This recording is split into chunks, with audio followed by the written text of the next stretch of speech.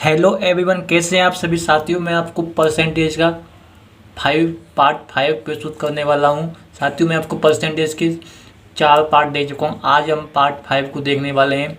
साथियों, हमने टाइप 8 तक पढ़ लिए। आज टाइप 9 और टाइप 10 को पढ़ने वाले हैं। देखिएगा, आपकी स्क्रीन पर आपको दिख रही होगी जनसंख्या पर आधारित प्रश्न टाइप 9। चलिए इसके क्वेश्चन करते हैं। देखिए, एक गांव में 30% लोग शिक्षित हैं। यदि गांव की कुल जनसंख्या 6600 है तो इसमें अशिक्षित लोगों की संख्या बताइए। यानी कि आपको परसेंटेज में बतानी है वो संख्या। देखिए, 100% होता है कुल, उसमें से 30% लोग शिक्षित हैं तो जो अशिक्षित हैं वो कितने हो जाएंगे?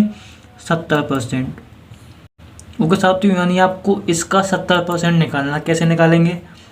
66 इंटू 70% निकाल दीजिए।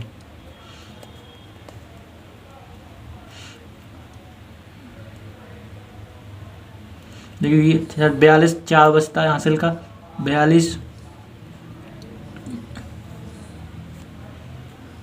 ये आ चुका है 4620, यानी 4620, यानी 70% ऑफ 6600 का 70% आपको निकालना है, जो कि क्या है? ऐसे लोगों का संख्या जो कि परसेंटेज में निकालनी थी। चलिए अगला क्वेश्चन देखते हैं। एक गांव की जनसंख्या 25,000 है। इसमें 1/5 स्त्रियां हैं और शेष पुरुष हैं। इसमें 5% पुरुष और 70% स्त्रियां। क्या 25,000 है, इसमें 1/5 स्त्रियां हैं और शेष पुरुष हैं। 5% पुरुष और 40% स्त्रियां अशिक्षित हैं। आपको शिक्षित लोगों का प्रतिशत निकालना। देखिए, ये कितनी है? 25,000। इसमें से 1/5 इसको काटिए, ये आएगा 5,000। यानी कि इसमें 5,000 तो स्त्रियां हैं और 20,000 कौन है? पुरुष हैं। तो अब देखिएगा, इसमें 5% पुरुष कैसे हैं? अशिक्षित हैं। तो देखिए, पुरुष में से आप 5% निकाल दीजिए। इसका कितने परसेंट कैसे हैं? शिक्षित हैं। और इसमें देखिए 40% अशिक्षित हैं, इनका 60% शिक्षित निकलेंगे। अब देखिए ये कितना आएगा? 190 2 जीरो। और देखिए इनका कितना निकलेगा? 3,000। यानी कि 3,000 और ये हैं 19,000। 3,000 19,000 होते हैं 22,000। यानी कि 22,000 लोग ऐसे हैं जो कि शिक्षित हैं। और कुल कितने? 25,000। तो आपको उनका परसेंटेज निकालना है।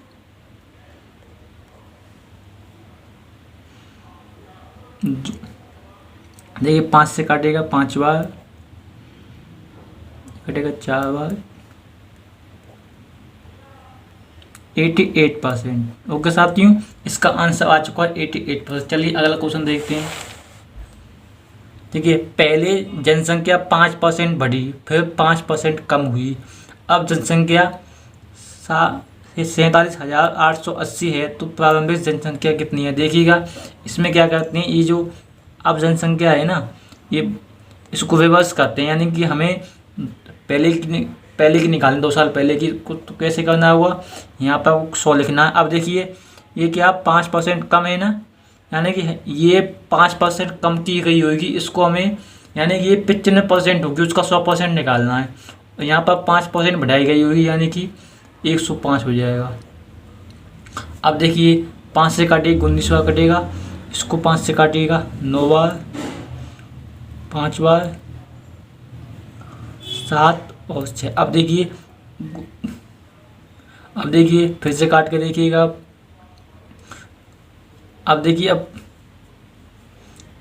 5 से ये हमने 5 से काटा है 19 बार, इसको 5 से काटा हमने। देखिए 45, 5 और 2 बचेगा 5।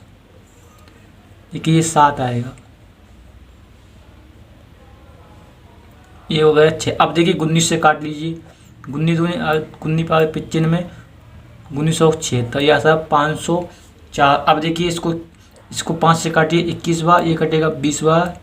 अब इसको 3 से काटिए 7 बार, ये 3 से कटेगा 1 बार, 6 बार और 8 बार। अब इसको 7 से काटिएगा 2 बार और 4 बार कटेगा। यानी कि 24 × 100 इंटू 20 कितना हो जाएगा, ये हो जाएगा 48,000। तो 48,000 थी पहले, जो पहले 5% बढ़ाई गई, फिर 5% कम कर दी गई, और ये होगी 47,880। चलिए आगे देखते हैं।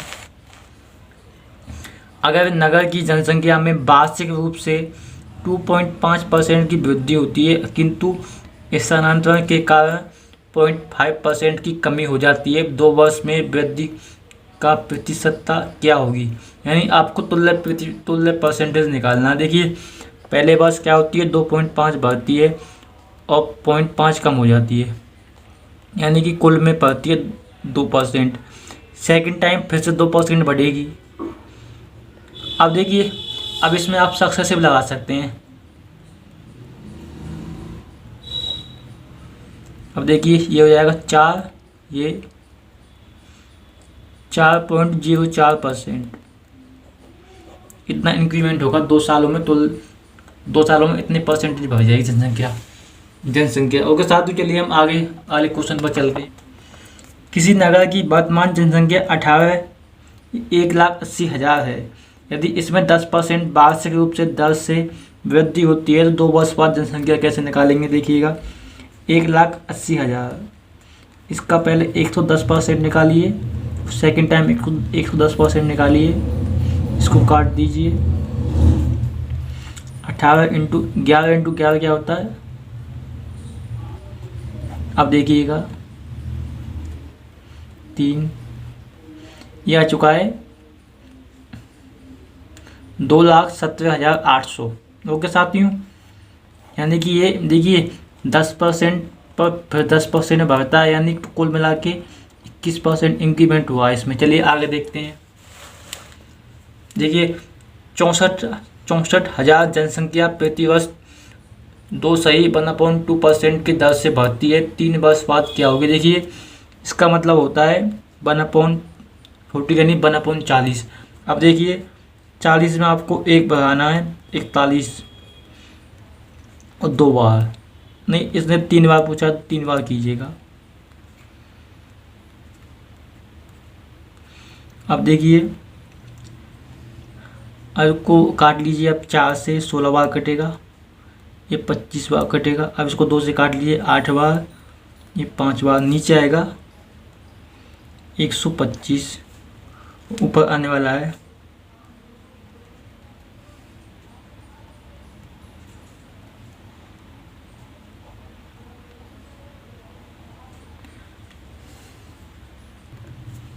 साथियों देखिएगा इसका ये आया है, लेकिन आप जानते हैं कि जनसंख्या वैसे वास्तव में जनसंख्या कभी पॉइंट में नहीं हो सकती, लेकिन इसका आंसर पॉइंट में आएगा, क्योंकि ये कट नहीं रहा इससे। ओके साथियों, तो इसको मैं तक छोड़ देते। चलिए मैं आपको अगले क्वेश्चन पर चलता हूँ।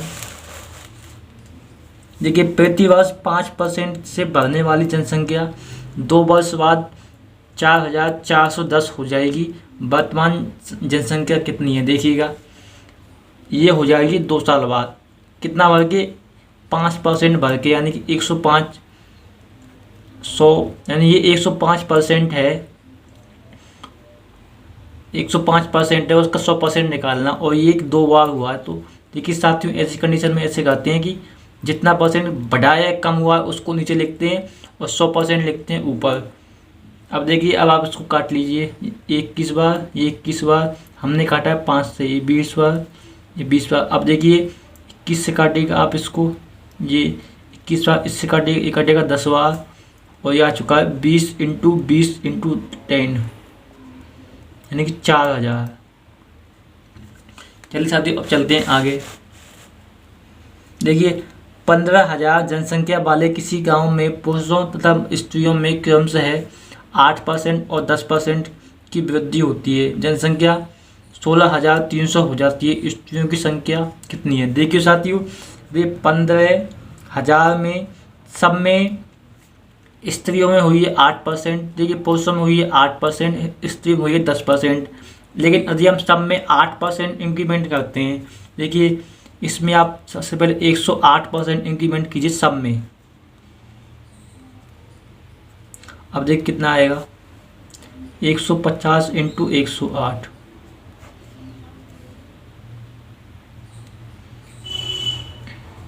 देखिएगा,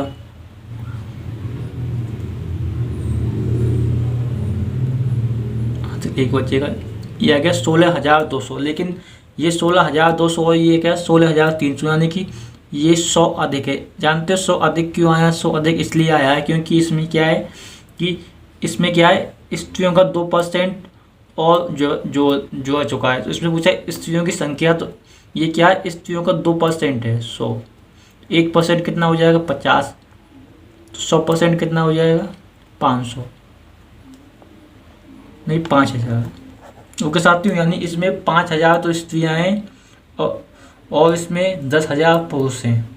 चलिएगा मैं आपको आगे ले चलता हूँ अगले क्वेश्चन पर। जनसंख्या 5% घट जाती है यदि वही जनसंख्या 3,000 अधिक होती तो जनसंख्या में 10% की वृद्धि होती। देखिए 100 में से जब 5 घटता है तो 95% आता है, लेकिन वो कहता है 10% इंक्रीमेंट हो जाता है, यानी 110 हो जाता यदि इसमें 3,000 अधिक होती, यानी कि 3,000 इन दोनों के बीच का गैप है। इन तीनों को गैप कितना है 15, यानी कि 15% की वैल्यू दी हुई है 3,000।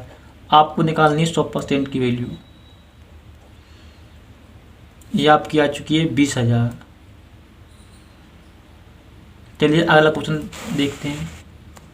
देखिए एक जगह की जनसंख्या प्रति वर्ष 5% घट जाती है यदि वर्तमान जनसंख्या 9,261 है तो 3 वर्ष पहले जनसंख्या कितनी होगी। देखिएगा इसमें क्या होगा, अब 105 आपको नीचे लिखना होगा, वो भी कितनी बार, 3 बार।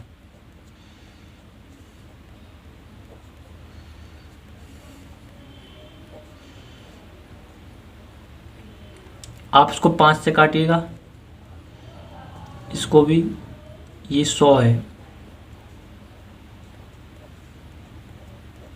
अब देखिए ये क्या है, ये 21 का क्यूब है, 21 गुणा 21 गुणा 21 क्या होता है 9,261, तो इससे कट जाएगा। ऊपर बचता है 20 20 20 इंटू, यानी कि 8,000, यानी कि इसकी 3 वर्ष पहले जनसंख्या कितनी थी, वो थी 8,000। चलिए आगे चलते हैं साथियों। अब आपकी टाइप 9 खत्म हो चुकी है, अब टाइप 10 स्टार्ट हो चुकी है। देखिए ये है concept of price consumption and expenditure. देखिए एक्सपेंडिचर होता है खर्च और प्राइस होता है मूल्य और कंजम्पशन होता है, इसको कहते हैं खपत। यानी जो अपना एक खर्च होता है ना, ये हमेशा प्राइस और कंजम्पशन का मल्टीप्लाई होता है, यानी कि इसका ये फॉर्मूला होता है। एक्सपेंडिचर यानी खर्च जो होता है ना अपना, वो अपना प्राइस और कंजम्पशन यानी खपत का मल्टीपल होता है। अब देखिए इसके क्वेश्चन देखते हैं। देखिए यदि किसी क्वेश्चन में एक्सपेंडिचर समान है, फिक्स रहता है और ये बढ़ता है तो इसको कम करना होगा, क्योंकि हमें एक्सपेंडिचर यानी कि एक्सपेंडिचर समान रखना है। ऐसे क्वेश्चन आते हैं इसमें। चलिएगा मैं आपको क्वेश्चन दिखाता हूँ। देखिए साथियों पहला क्वेश्चन आपकी स्क्रीन पर आ चुका है। देखिएगा गेहूं की खपत में 20% बढ़ी, यानी कि मान लीजिए खपत पहले 20 थी, अब वो हो चुकी है 120%, लेकिन खर्च जो पहले 100 था अब हो चुका है 150। अब देखिए अब आपसे पूछा है कि मूल्य में कितने % की वृद्धि हुई है, तो आप इसको ऐसे करेंगे जैसे कि मान लीजिए कि अब देखिए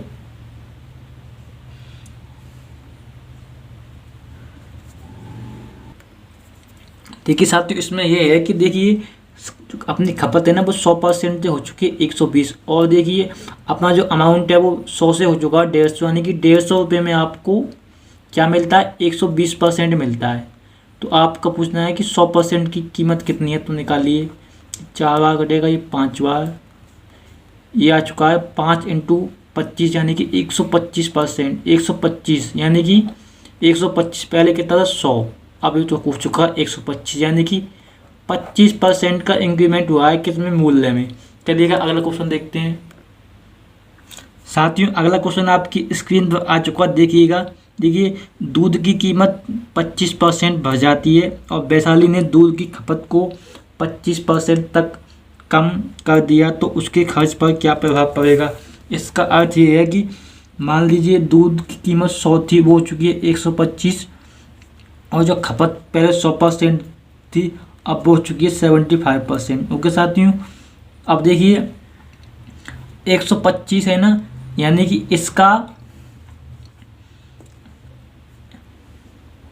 इसका यानी कि इसका अब हमें 75% निकालना होगा, क्योंकि हमें इसमें जो अमाउंट इसमें जो आती है ना दूध, उसका 75% अब हमें चाहिए। 4 5, अब देखिए इसकी कितना आएगा। अब आप इसको काट लीजिए 9 बार, 3 बार, देखिएगा कटेगा 9 बार, ये 3 बार और ये आ जाएगा 75। देखिए कि साथियों, यानी कि पहले हमारा जो अमाउंट था वो 100 था, अब वो हो चुका है 93.75, यानी कि 6.25% की कमी हुई है किसमें, खर्च में। कब? जब दूध की कीमत को 25% बढ़ा दिया गया और दूध की खपत को 25% कम कर दिया गया, यानी कि 125 है ना, इसको 75% निकालना है, इसका 25% कम करके। चलिए अगला क्वेश्चन देखते हैं।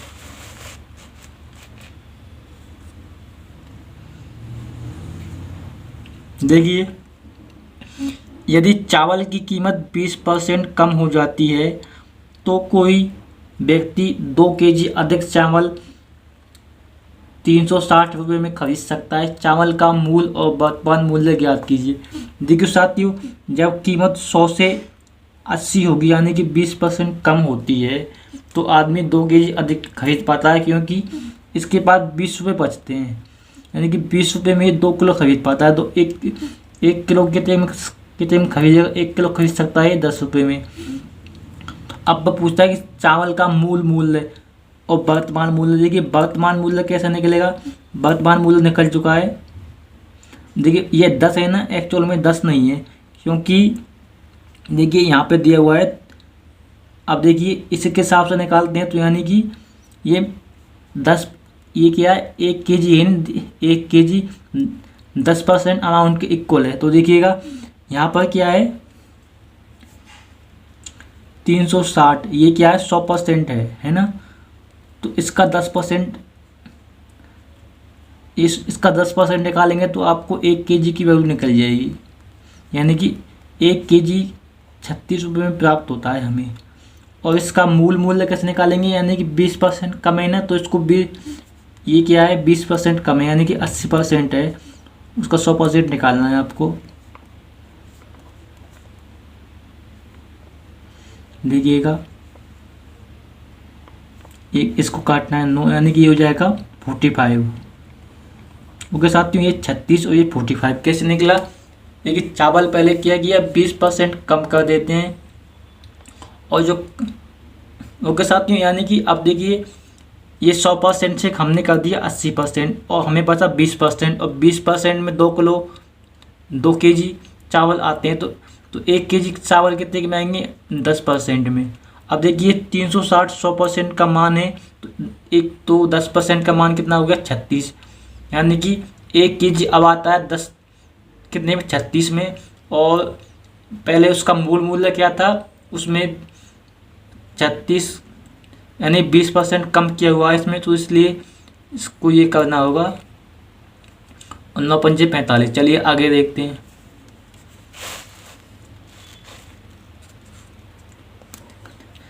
चीनी की कीमत में 20% की कमी हुई। व्यय को समान रखने के लिए खपत में कितने परसेंट की वृद्धि करनी होगी? देखिएगा जो कीमत है ना, वो 100 से हो चुकी है 100 से 20% कम, यानी कि हो चुकी है 80।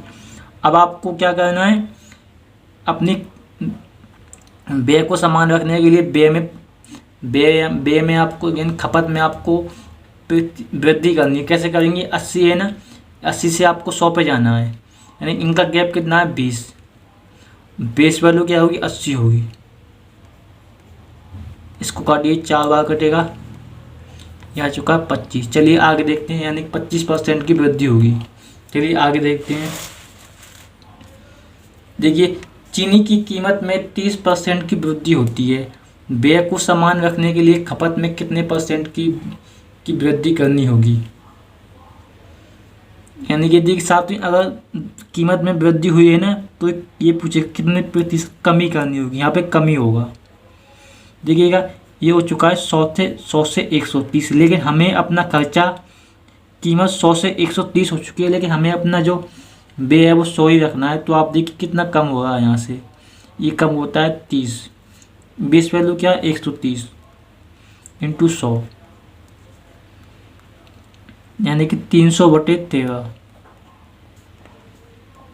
13 दूनी 26, 13 तीन 39, यानी कि 23 देखिए 23 दूनी 26, 40 बचता है, 3 1 बचता है। अब देखिएगा यह आ चुका है 23.07%, यानी कि इतना परसेंट हमें अपनी खपत में कमी करनी होगी, जब जाके आपका व्यय समान रहेगा। चलिए आगे चलते हैं।